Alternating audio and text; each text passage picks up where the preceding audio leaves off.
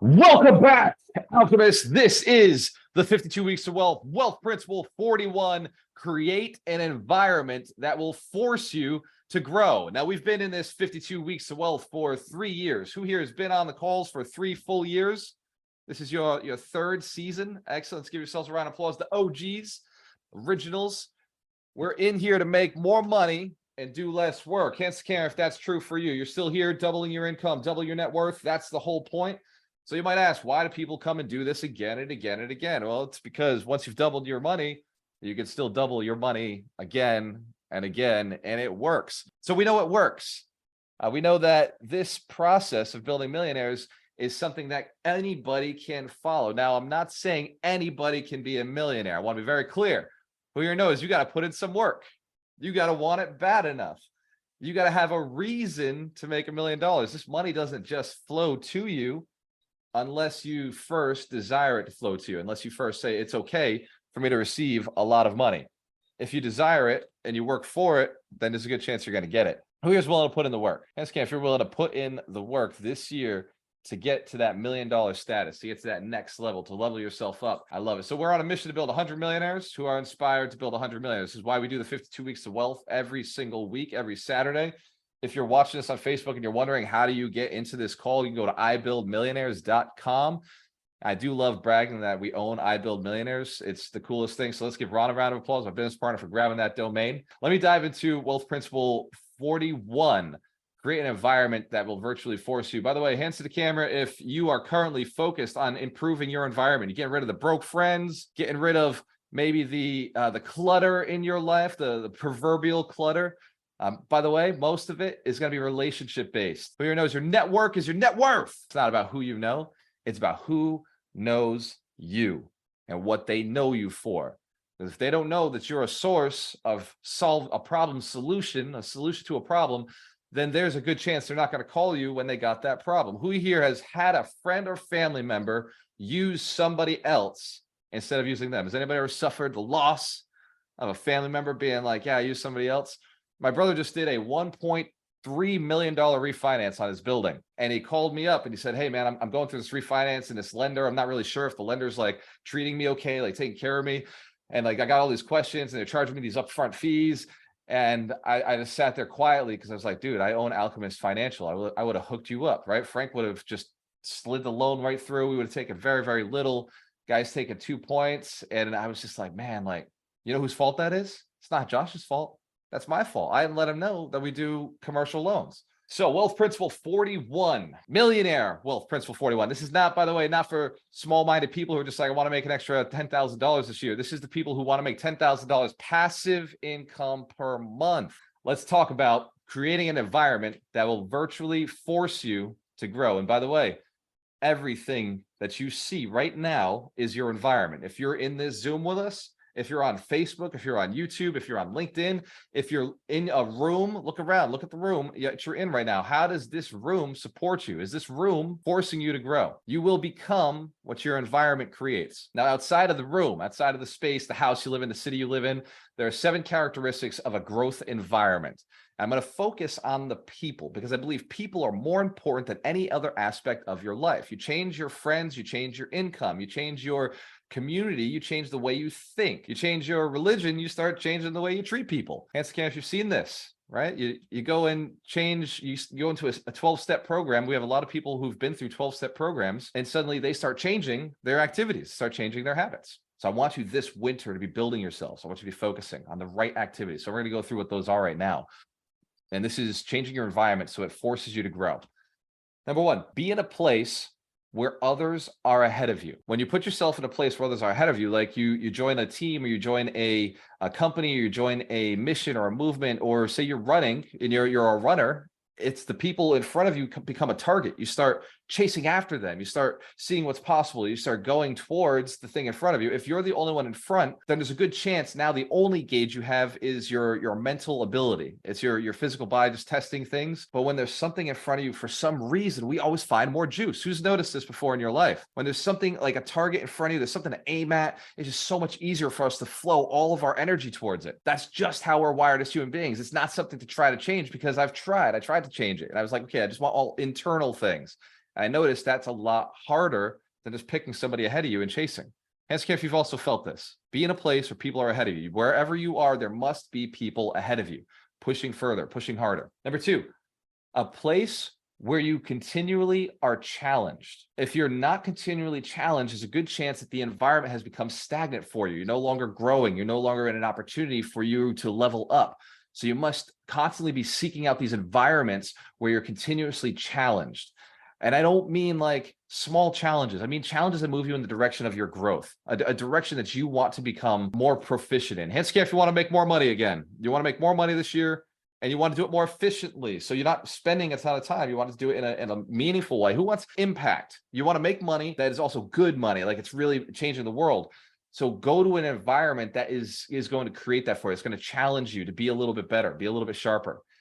Some environments like this would be, one for me is masterminds, right? I'm in masterminds of the top real estate influencers in the country. And I paid $25,000 to get into that mastermind. Now that mastermind is people all higher than me. Just about there's like 150 of us. Just about every one of them is at a higher level. Hence, if you recognize I'm continuously challenged by being in that room. And they're always asking to serve each other. They're always asking us, hey, how can you help each other? How can you help each other? How can you help each other? So I'm continuously challenged to build like Alchemist Nation components out so that I can serve at a higher level. Many times I'm finding these influencers already have stuff built. Like, what can I do? What partner can I take on to level myself up? Hence, if you're committed to being in a place that continuously challenges you. Excellent. Number three, a place where your focus is totally forward. So you must be in a place where your focus is always moving in the right direction. Forward is relative to whatever you want. Who here is committed to becoming a millionaire or a multimillionaire or a decamillionaire, pentamillionaire, or a decamillionaire? Maybe a ventamillionaire, that's 20 millions, or the 100 million, or the full 100 millionaire? Absolutely. I see some of you. I noticed as the number went up, some went down. That's why we bring so many people into the community, because some are going to drop off, and that's okay. I'll talk about that in a little bit. But you want to be in a place that is focused on forward. Whatever forward is for you, start going to that place where you're able to be 100% focused on, just moving towards it.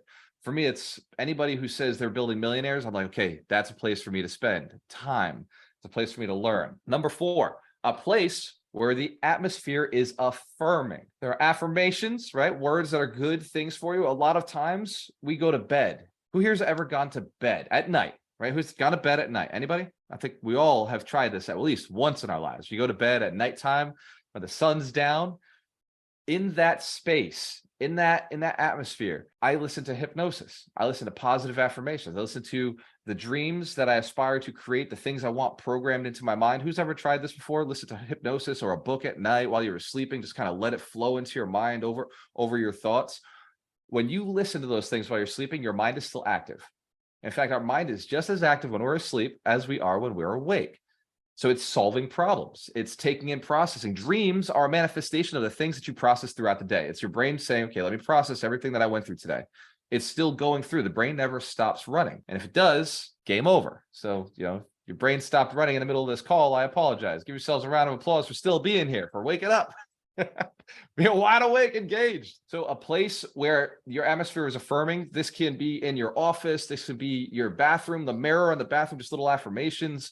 It can be a company that you're in, a community that you're in. It can be in form of hypnosis that you listen to, or words that you say to yourself. Just make sure that it's easy for, in fact, one of the examples is our kitchen cabinets. Thanks to Mike and Brenda, we have these little cutout affirmations that when we go to open the cabinets, these little affirmations there, like you are successful, or all the answers are within, like these great affirmations. Hands care, if you can change your environment, you can add little things to your environment. It's your house, right? And if somebody in your house has a problem with you putting affirmations up on the cabinet, you got two options. Either one, remove them from your environment, or remove yourself from that environment. And I'm not saying do anything drastic. I'm just saying put some stuff up on your walls and see what happens. And Scam, if you could take that challenge, just go and put some things up, that positive affirmations that'll move you forward.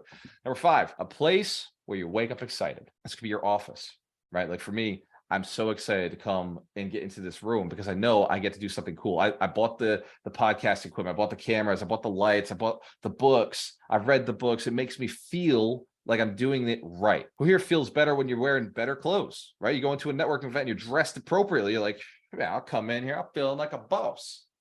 Everybody else better notice I dressed up today. You're welcome. Congratulations. Give yourselves another round of applause if you dress up right for networking events, right? But create a space where you feel excited to wake up. It is about feelings, right? As you know, logical investors, we're always like pushing our feelings away, hiding our feelings, not sharing our emotions. Who's been guilty of this before? You know, just burying emotions deep down so nobody sees them. If you're feeling good, you're going to be taking great action, right? The more power, the more feeling, energy is feelings is energy. The more of that you have behind what you're doing, the more doing you're going to get done. Like the more things are going to happen for you. Who here knows they could wake up a little more excited? Like there's some room to be waking up a little more excited. That is up to you. You decide like what you're waking up to, right? You decide like when you wake up, what do you see? When you wake up, what is the first thing in your mind? What are you hunting towards? What are you working towards? What reward are you putting out there for yourself to get excited about the day, right? There's a lot, like you can play with yourself. There's a lot of things that you could do to get yourself excited every single morning. Hands can if you commit to picking one thing right now, just write it down on a piece of paper. What's one thing you can do to place in your house so that you get excited in the morning? Could be, I like being at the gym. I don't like going to the gym, right? So what I do is I make sure that I have a mirror in my house where I can walk by and flex. And I'm like, okay, yeah, goals. That's what I'm going to do when I go to the gym. I'm going to go get some goals. And when I get there, I'm going to flex again in the mirror. Now, not all of us have those types of goals. So maybe for you, it's like a stretch, you know, just that little stretch makes you feel better. Just, okay, I made it. I survived. For some of us, it's turning off the alarm on our phone and just being like, I know I'm in control of my life. I get to turn this off a little bit. Snooze the alarm, snooze the alarm, snooze the alarm. Who's done that before? It makes you feel like a boss. Yeah, snooze again, but only for 5 minutes because I do have to get up at some point. Find things you put pictures in your house. You can. Number 6, a place where failure is not your enemy. Failure is a way to grow. These are environments. These are environments that will force you to grow. So if you're in a place where failure is accepted, not condoned, but accepted as, hey, this is a part of the learning process. This is part of growing. With our community here in Alchemist Nation, anytime somebody says, man, the deal went sideways, it's like, okay, cool. Excellent. At least we've evaluated that. What options do we have to fix it? What options do we have to make the deal get back on track? Because if we could fix it, if we're still alive and we're aware, we can fix it, right? There's no deal that can go so sideways that, you know, nobody's going to die, right? I mean, I haven't seen it yet, right? Financial destruction will not kill you. Financial destruction is just an opportunity, a lesson learned for you to move forward and keep growing. As long as you stay in it long enough. I know people, most of the gurus I hang with have these stories. Like Rod Khleif is a story of, I lost $40 million back in 08. Hands can if you've heard that story from Rod Khleif. I lost $40 million back in 2008. Well, how is it that he's a guru now? How is it he's teaching? It's because after he made that loss, he shifted out of single family, he's gotten a multifamily. And he started showing himself how to invest in multifamily. He started going to the gurus, going to the courses, reading the books, practicing. He just got out there and did some deals. And now he owns millions and millions and millions of dollars worth of real estate. And this is what's really cool about Rod. He's built hundreds of millionaires through teaching multifamily investing. So be in a place where it's okay to fail and failure is not your enemy. Hands to the camera, if you know Alchemist Nation, we're okay with failure as long as you communicate with us. Let us get you to the next level. Let us help you pass the failure. Talk to the coaches, talk to the mentors. You want to be in a place where others are growing. Who here has ever been in a place where everybody was totally fine right where they were? I remember working in the office when I worked for Johnson & Johnson. I remember in the cubicles, right? Because I used to be a cubicle hopper, right? Hop cubes, because that's how I was networking even back then. As an accountant, I would hop cubes and I would go over and I talk to everybody and just, you know, I was in finance. So like they didn't need to talk to me ever. There's no reason for them to talk to me. But I would go to all the different cubes. I'd find out what the marketing guys were doing, what the sales guys were doing. I found out what the production guys were doing because I wanted to understand how to run a big corporation. I want to understand how these big companies operated.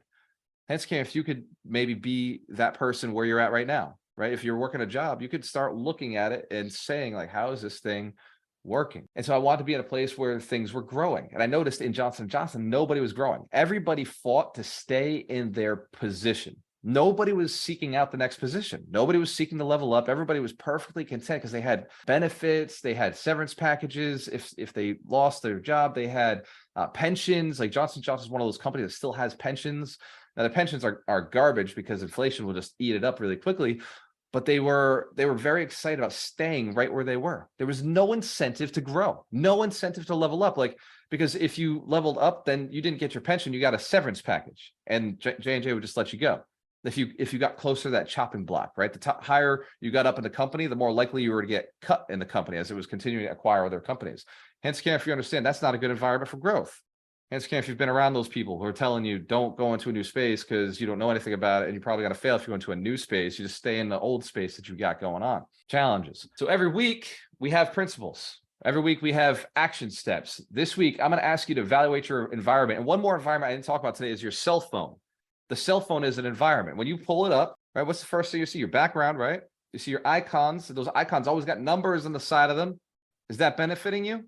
Are those numbers moving you forward? Are those numbers paychecks, right? I don't mind if your PayPal account's in there, it's got numbers on it. Or is it Facebook, Instagram, LinkedIn, Twitter, Snapchat, TikTok, just saying, hey, somebody else made a post today.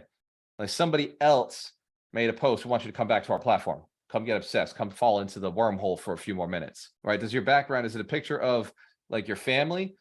Like, because by the way, family is good. That's a good thing to drive back towards, unless your family's not motivating you, right? Or is it a picture of like something inspiring for you? For me, it's I attract what I desire. I have that right on my phone. Just 3 words. You attract what you desire. 3 lines. And that just is a constant reminder that whatever you focus on expands. Whatever you track, you get more of. Whatever you think about, you bring about. Now, I'm not saying magical thinking, like just think stuff into existence. What I'm saying is what I think about, I start working towards. Notice this before. I don't think parking spot and hope my car just magically jumps over there. I think parking spot and I drive around looking for the parking spot. And then when I see the opportunity, I jump into that spot.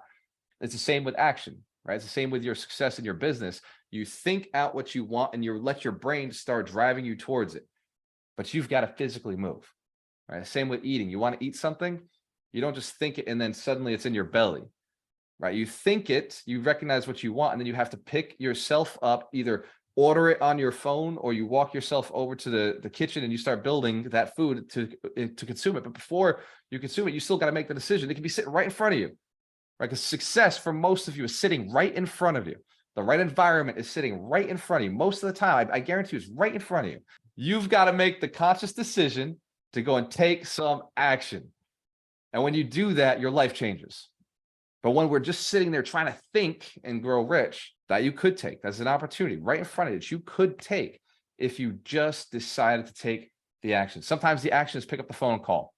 Sometimes the action is send a text. Sometimes the action is click a button. Sometimes the action is walk outside of your house and go meet with somebody. Sometimes the action is literally to stick to a commitment you already made to somebody. Cheers to your success. We have a choice. Always work with the best.